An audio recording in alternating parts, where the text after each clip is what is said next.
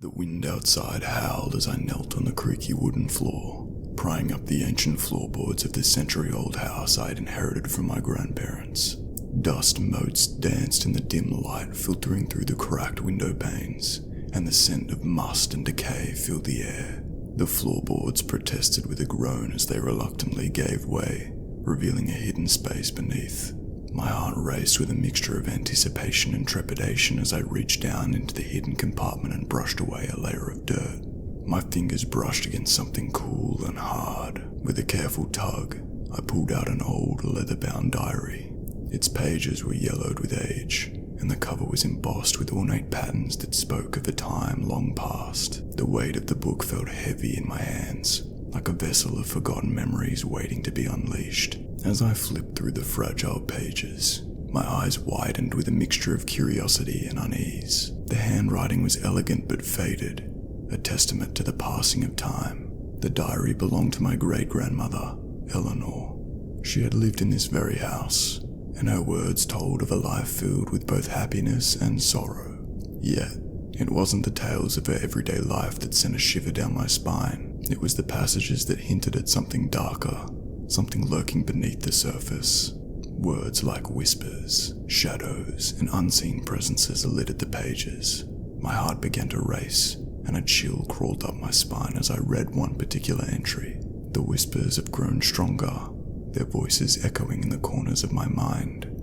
They speak of ancient secrets and forbidden knowledge, urging me to uncover the truth. But I fear what I might find, for the line between the living and the dead grows thin, and the shadows in the corners of the room have taken on a life of their own. I swallowed hard, feeling a mixture of fascination and dread claw at my insides. I couldn't shake the feeling that I was peering into something that should have remained buried, something that should never have been unearthed. The thought of those whispers, those unseen forces that had tormented my great-grandmother, now lingered in the back of my mind, casting a sinister pall over the house that had once been my refuge.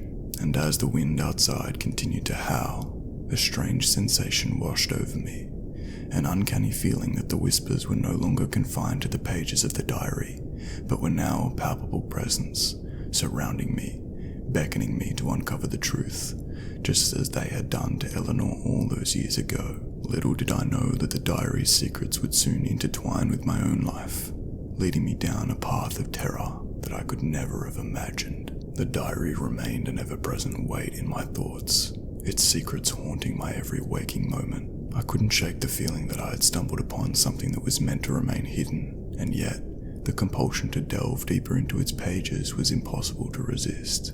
Night after night, I found myself poring over Eleanor's words, each entry taking me deeper into a world of fear and uncertainty. The stories grew darker, more twisted, as they chronicled her descent into paranoia and obsession. The whispers that had plagued her had become a relentless force, driving her to the brink of madness. The shadows danced in the corners of the room, their forms shifting and contorting as if they were alive. They beckoned to me, their fingers brushing against my skin in icy caresses. I hear their voices now, clear and distinct, whispering secrets that freeze my blood.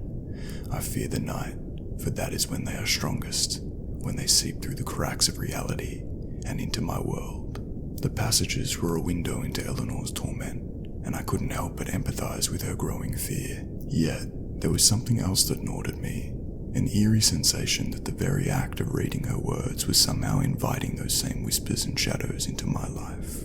As I lay in bed one night, the room plunged into darkness save for the faint moonlight filtering through the curtains.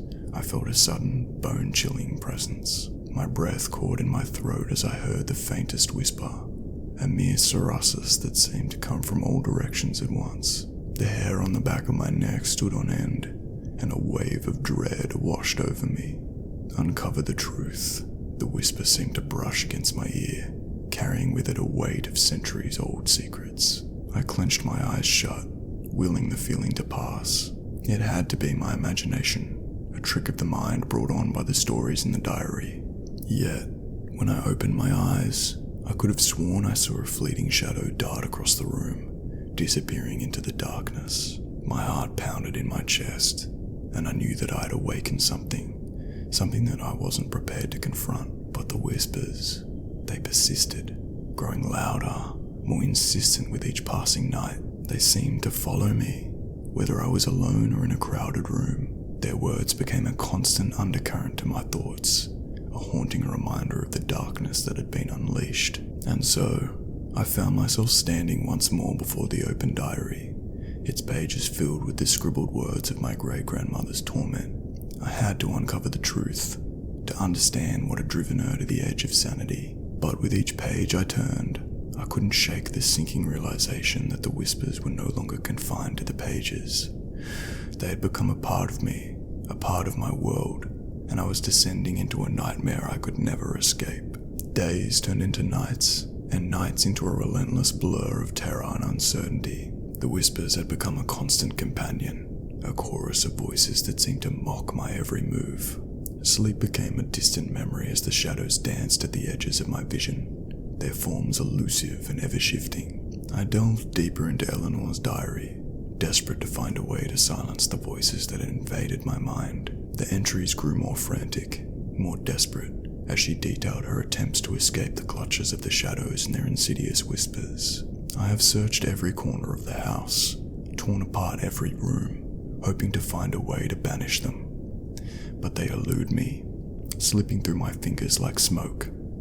The darkness that surrounds me is unrelenting, and I fear that I am losing myself, that the line between reality and nightmare is beginning to blur. The more I read, the more I felt a gnawing dread settle deep within me. Eleanor's words echoed my own experiences, as if her torment had transcended time to reach out and ensnare me.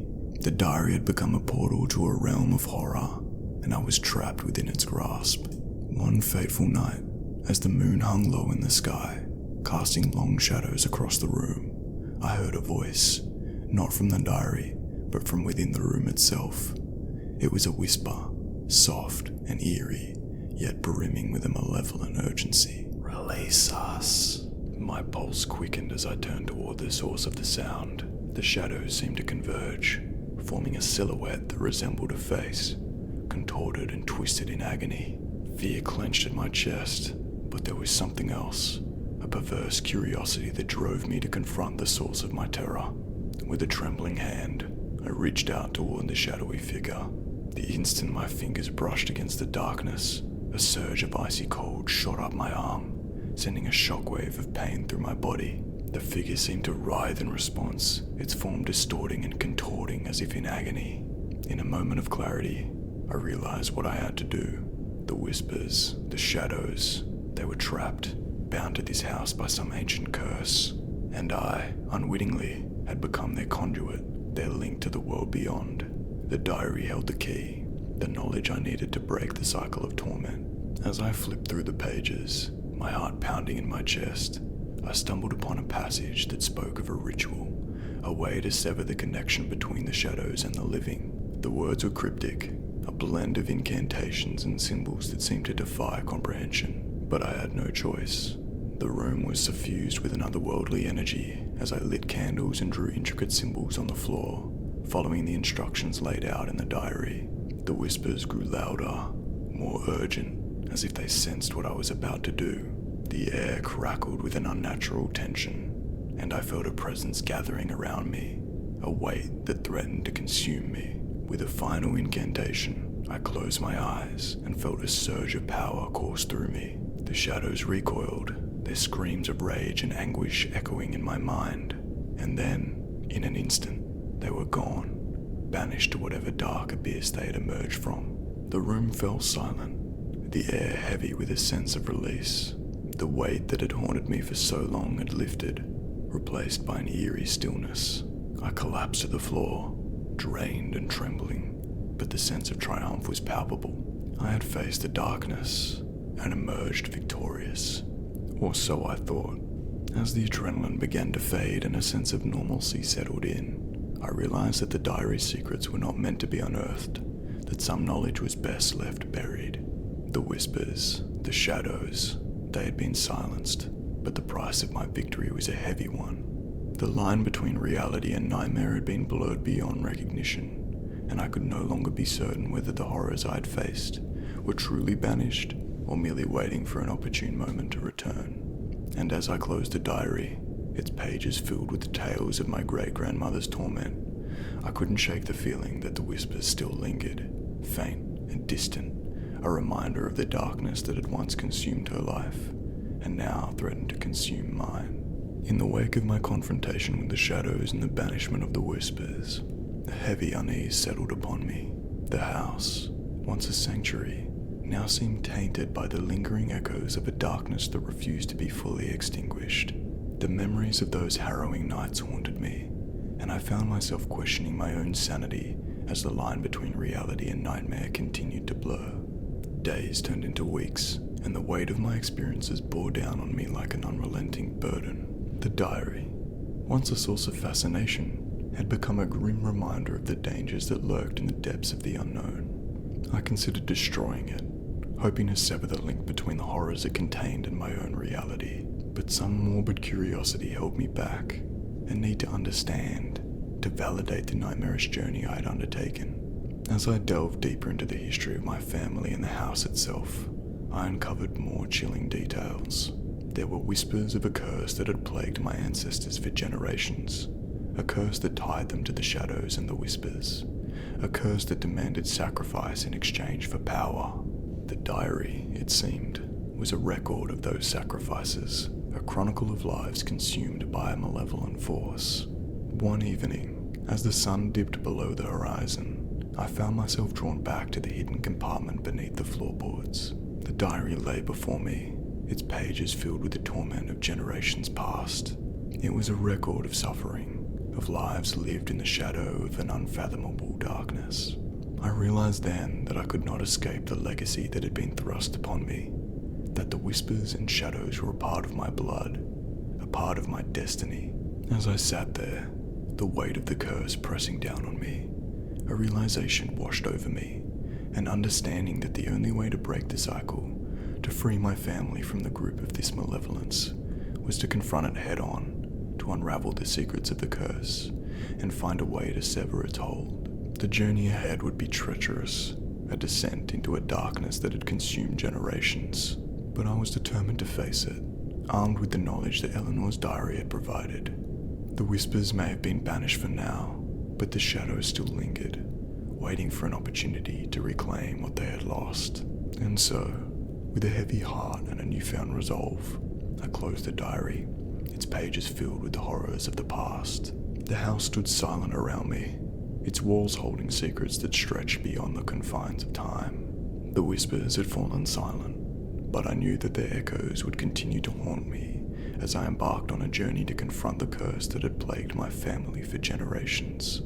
The night was dark, the air thick with a sense of foreboding. As I stood at the threshold of the unknown, I couldn't help but wonder if I was stepping into a nightmare from which there would be no escape, or if I was finally taking the first steps toward breaking the cycle of darkness that had ensnared my family for so long. And as I stepped forward, the whispers stirred once more, a faint sorceress that seemed to carry both a warning and a promise of answers and revelations, and a warning of the horrors that awaited in the depths of the unknown. The journey had only just begun, and the shadows that had haunted my every step would not be so easily cast aside.